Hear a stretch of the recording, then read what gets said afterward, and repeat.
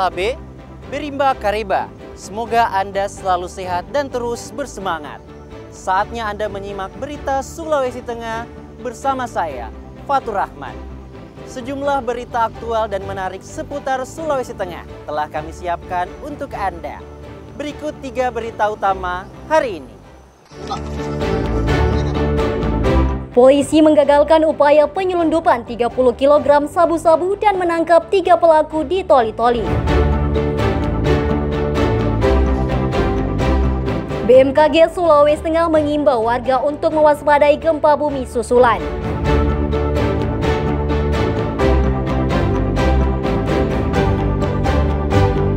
Pembuatan batako kini menjadi salah satu bisnis yang menjanjikan di Kota Palu.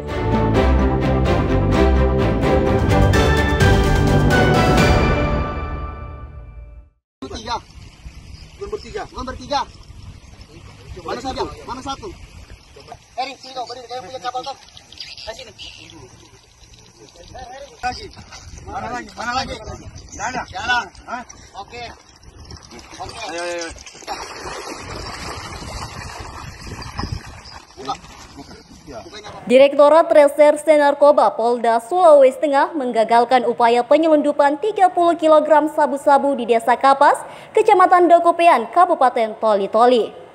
Selain menyita sabu-sabu puluhan kilogram tersebut, polisi juga menangkap 3 orang pelaku berinisial JK, HER, dan SR. Pengungkapan kasus narkoba tersebut bermula dari hasil pengintaian pihak kepolisian terhadap para pelaku yang diduga warga Kalimantan Timur dan Kabupaten Toli-Toli. Setelah memastikan target buruannya, polisi menyergap para pelaku yang sedang berada di salah satu rumah makan di Desa Kapas. Mereka hanya bisa pasrah saat ditangkap belasan polisi bersenjata lengkap. Saat diperiksa identitasnya, 2 pelaku berasal dari Kalimantan Timur dan 1 orang berasal dari Toli-Toli. Polisi kemudian menggiring pelaku ke perahu motor yang berada di pinggir pantai dan diduga menyembunyikan narkoba jenis sabu-sabu. Perahu tersebut digunakan pelaku membeli sabu-sabu dari Malaysia. Saat diperiksa, perahu motor tersebut ternyata betul berisi puluhan paket sabu-sabu yang disembunyikan dalam karung goni. Polisi pun langsung menyita puluhan paket barang haram tersebut dan menggelandang tersangka ke Mapolres Toli-Toli. Sebanyak 30 kilo 2 karung, dimuat dalam 2 karung tas masing-masing 15. Kemudian mereka membawa ke Toli-Toli dan sempat mereka berpindah tempat beberapa kali. Kemudian akhirnya mereka sandar di pantai di Kapas, dan kita tangkap di situ di pantai Kapas, di mana kita temukan di situ barang bukti disimpan paling bawah, disembunyikan paling bawah karungnya, sebanyak 2 karung itu, dan kita disaksikan oleh masyarakat juga seputar Desa Kapas. Polisi kini masih mengejar pemesan dan jaringan peredaran sabu-sabu tersebut. Ketiga pelaku kini ditahan di Mapolda Sulawesi Tengah untuk menjalani proses hukum lebih lanjut. Mereka dijerat pelanggaran Undang-Undang Nomor 35 Tahun 2009 tentang narkotika dengan ancaman pidana maksimal hukuman seumur hidup. Syahrul Cahya melaporkan dari Toli-Toli.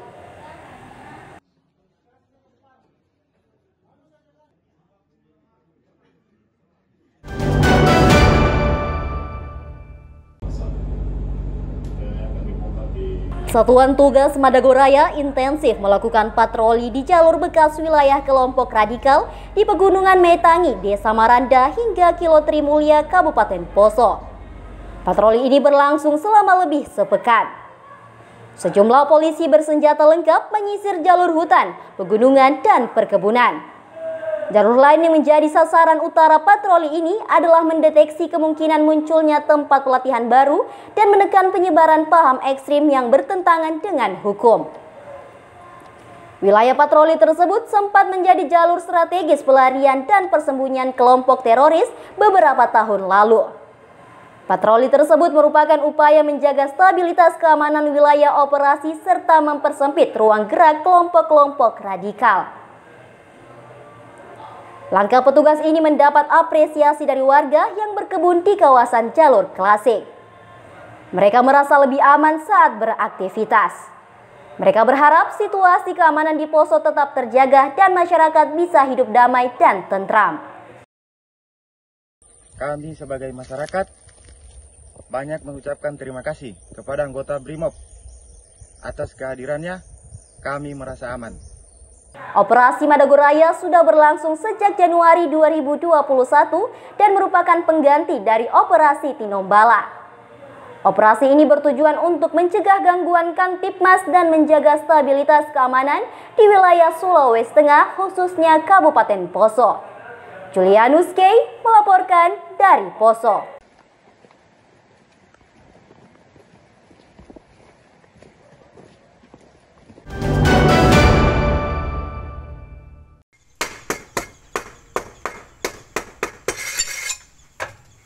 Salah satu usaha yang banyak digeluti warga Palu saat ini adalah pembuatan batako.